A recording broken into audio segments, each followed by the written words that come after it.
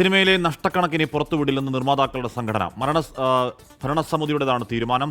താരങ്ങളുടെ പ്രതിഫലം കുറയ്ക്കണമെന്ന് അമ്മയ്ക്ക് നൽകിയ കത്ത് പുതിയ ഭരണസമിതിയുമായി ചർച്ച ചെയ്യും. പുതുമുഖങ്ങൾ അഭിനയിക്കുന്ന സിനിമകൾ പ്രൊമോട്ട് ചെയ്യുമെന്നും ഭാരവാഹികൾ അറിയിച്ചു.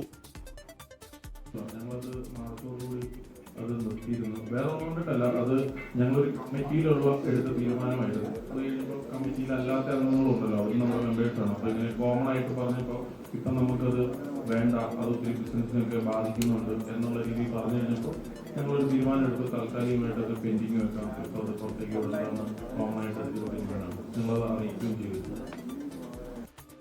സിനിമാ മേഖലയെ മികച്ചതാക്കാൻ നിർമ്മാതാക്കളുടെ സംഘടനയുമായി സഹകരിച്ച് മുന്നോട്ട് പോകുമെന്ന് അമ്മ പ്രസിഡന്റ് ശ്വേതാ മേനൻ പറഞ്ഞു.